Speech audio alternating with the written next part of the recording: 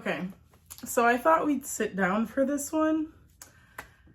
I just finished watching Dandadan episode 7, and I have a lot to say. I was this close to crying. This close. And I still might cry because I literally just walked away from my TV. I still might cry while talking about it. In fact, I feel it brewing up right now.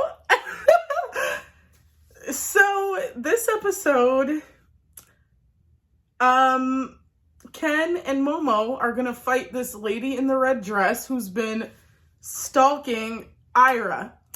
Now, for me, it's kind of unclear whether or not Ira was actually this girl's daughter. I think she wasn't, because we saw Ira's mom in a casket and she had pink hair. So I don't think it was actually her mom.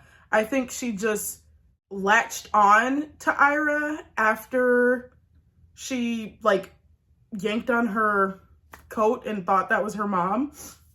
That's my interpretation of it. But it's kind of unclear whether or not the lady died the night her daughter was taken and Ira happened upon her ghost.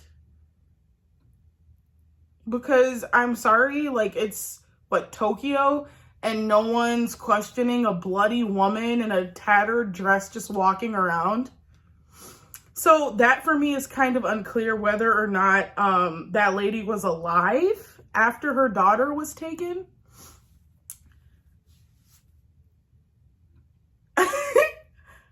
I'm just kind of at a loss for words because the scenery was so beautiful and gorgeous.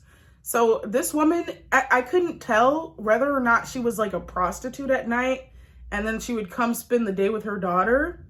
And I guess her pimps or something, maybe they were like, bro, why haven't you been at work? Maybe she stopped going to work to celebrate her daughter's birthday. She took off a night or something and they weren't fucking with that. So they beat her ass in front of her daughter and her daughter was screaming and crying. And so as collateral, they took her daughter. I'm sorry, the story itself was sad enough, but pair that with the beautiful imagery, the fact that this lady was a ballerina, she was teaching her, she was a skilled dancer, she was teaching her daughter how to dance. So, that's what was up with the lady's weird stance, the ghost lady when she was fighting Momo and Ken. That's why she was on her tippy toes and her on point, or however you fucking say that shit in ballerina lingo. She was in her fucking, pirouette stance right there. But that was really impactful. That was really fucking powerful. So the story is this prostitute mom, this is my interpretation, takes a night off of work to celebrate her daughter's birthday.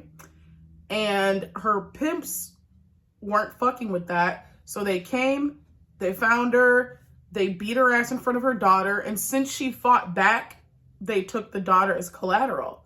And as she was wandering, I guess she didn't die, but I kind of feel like she did. Damn, that was really fucking sad.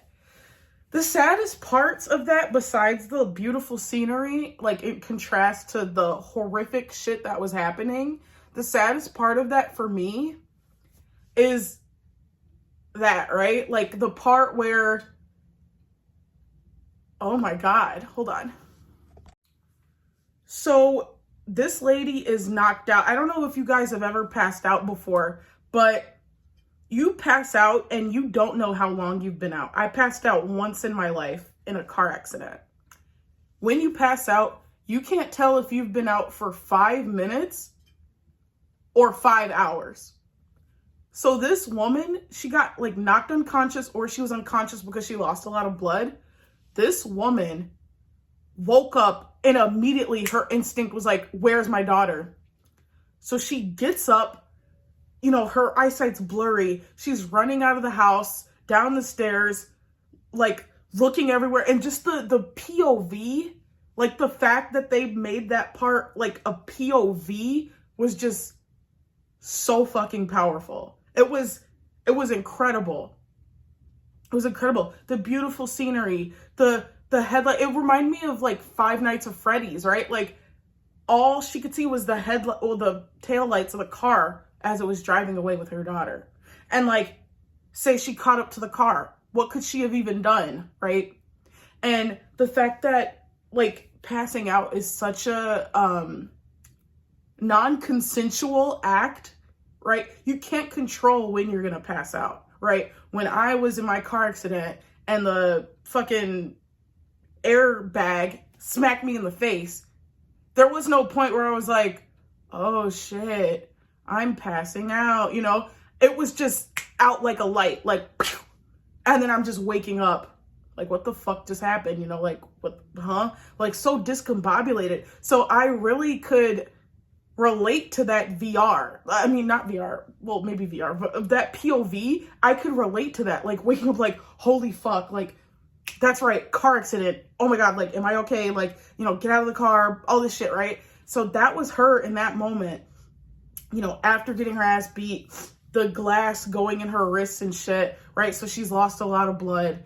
And she's like, holy fuck. Like, when she like comes to, she runs out of her little 1-bedroom apartment or whatever, runs down the stairs. It's all blurry, it's all shaky, but just the desperation in the voice actor ate down for this part, because I was feeling the fucking emotions. And I guess it like hits women harder because like, holy shit, like this daughter, this child that you gave birth to, it's your life. Nothing is more important than your daughter as a woman.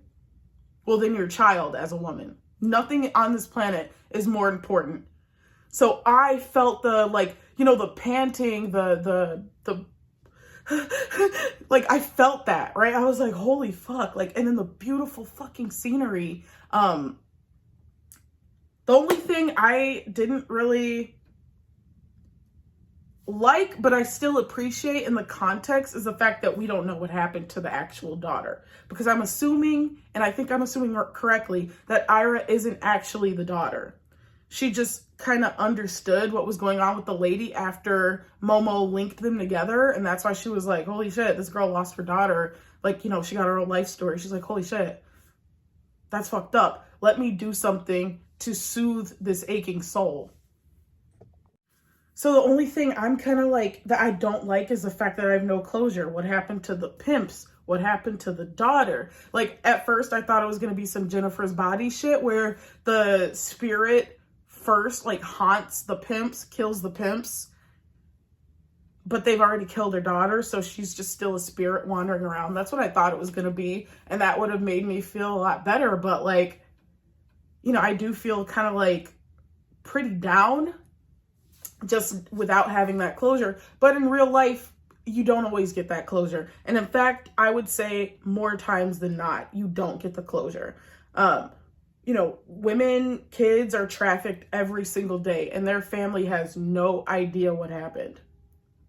Like, your kid could go to school and then just not come back home. Just not come back from the bus stop. Just not come back from the fucking library, right? Like, closure doesn't always exist. And I thought it was pretty brave of this episode to not give that specific story any closure. And the grandma and Momo are talking like, hey, like, you know, I get it. It sucks. Whatever the fuck this soul went through was probably, you know, who cares? A dime a dozen. A lot of people have the same fucking story. Who cares? The grandma was saying shit like that, right? And Momo's like, well, there has to be something we can do. She shouldn't just disappear. She's gone through something so fucking awful. She should not just disappear. And the grandma says, well, we're just fucking strangers. What can we do? And the bitch, Ira, she's like, well, you know, I understand the story. This bitch was stalking me because she thought I was her long lost daughter. There's something I can do. And so she gets up and she hugs the woman. And her crying face was like, it was precious. It was sad. Like, it was really fucking sad. And so that was this episode. I can't wait to see what happens next episode. I do think that they're all probably going to be friends. Like, I'm pretty sure Momo or Ken, like, appreciated the fact that she, you know, did something nice. Like, they probably saw that and were like, holy shit, like, okay, like, let's get to know this girl. Like, she seems pretty down to earth. So, yeah. So let me know, like, Margariters, people who watch this and understand it better or whatever. Let me know. This Ira is not her actual daughter, right? Ira's just this random girl little girl who thought that that lady was her mom, and she isn't, right? Right. Yeah, I just wasn't really expecting that. Like, I knew that that lady's backstory was coming, but I wasn't expecting it to be that sad. I don't know what I was expecting. Obviously, I was expecting, like, something involving, like, a daughter. Like, and obviously the daughter died or something. That's what I was expecting. That's why the soul was unrested, you know, uneasy, blah, blah, blah, blah, blah. So I was expecting something along the lines of what happened, but, you know, pair that with the beautiful scenery, the amazing voice acting, like that panting, I can't get it out of my, like, ears. Like, my brain is just playing that over and over, honestly. And then the VR, right? Like, the POV of her running, like, down the stairs, like, I've had nightmares like that, and, like, I believed that so much. I don't know how else to, like, say it, but I guess, like, the directing was on point. I really believed that. Like, I believed what I was watching. Oh, I bit my fucking cheek. Yeah, I don't know how else to, like, reiterate the same thing, but I really believed what I was fucking watching. Like, I felt like I was experiencing it, honestly. And then, like, just the starry background and the dancing and then the hands reaching, like, Ira did it, the little girl did it, the mom did it, like, outside to the car, and it was just so fucking hopeless because even if she caught up to the car, there was nothing she could do. But what else would she do? What else would she do? Lay up there after she came to and just, oh fuck, my daughter's gone. Like, that is just pure motherly human instinct right there, to just run after the fucking car. That's just what people do. Except that guy from Five Nights. I don't think he ran after the car. Maybe he did, I can't remember. But yeah, it was just I wasn't expecting that. It was amazing. It was gorgeous. It was really good. Like somebody in my comments said, like, just wait till you get to episode 7. Like, I see what you mean. I was not expecting that from this fucking shoujo. I wasn't. That was deep as fuck. And now the annoying part, I have to talk about my own fucking manga, because this is very close to the shit that I do in Puss, my manga. Tomorrow I'm going to make a video about Puss, because I do feel like it's going to be a very fucking long time for chapter 1 to come out, because I have one fucking artist right now and he needs help really fucking bad. And I hate when I watch shows that kind of do something similar to what I wanted to do, or do, like, literally exactly what I wanted to do. Like, there's parts in Nosferatu, the movie that just came out, that I was like, holy fuck, that literally happens in my book. Not Puss, my book Marianne. I'm gonna make a video breaking all this shit down. My next video will probably be about my manga Puss. So tune into that if you want more information on that, because that's why I really just want my fucking manga out already. And it's like, I can't speed up my artist. I can't reach through his body and make him draw faster. Shit on my end has been done for 2 years. So that's why it's kind of more like very frustrating. So please, please, please, if you know any artists, or if you are an artist yourself, hit me up. My fucking artist needs help bad, like really fucking bad.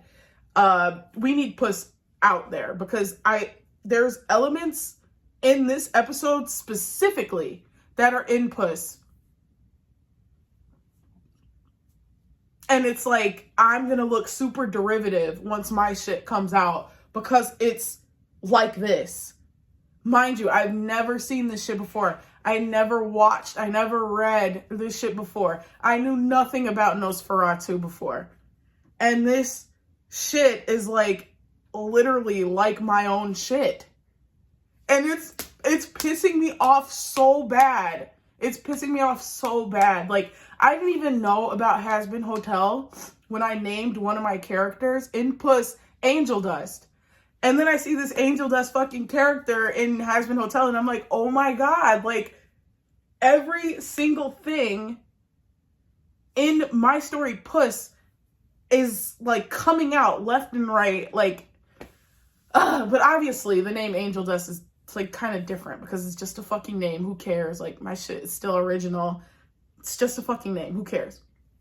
But the themes and the shit in this episode were so Puss coded that it's really starting to freak me out, like in a bad way. It's got me in a bad way, guys. So please reach out to your artist friends. Tell them I am looking for artists. Hiring immediately. I don't know where else to like fucking post this shit. Like, oh, I'm gonna make a community post as well. So I'm gonna stop the video here because literally the rest of this is just gonna be me talking about Puss for like an hour. But guys, let me say this. Let me at least just say this. In Puss, the main character sees and fights people's demons.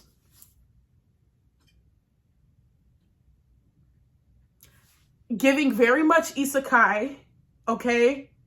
No one else can see these fucking demons but the main character.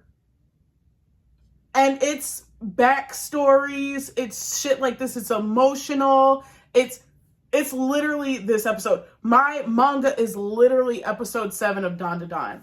Boom, boom, boom, boom, boom. That's my manga. So you can see why I'm a little bit like, holy shit, like they're doing my shit and they're doing it so fucking effectively. Like, it was gorgeous. And now when Puss finally comes out, my shit's gonna look super derivative. People are gonna read Puss and be like, wait, this reminds me of episode 7 of Dandadan. Oh my God, like, I bet this author was so inspired by Dandadan. No, bitch! My shit has been ready and done for 2 years. It's just my artist is taking forever because it's just him. Okay, that's all. Thanks. Bye.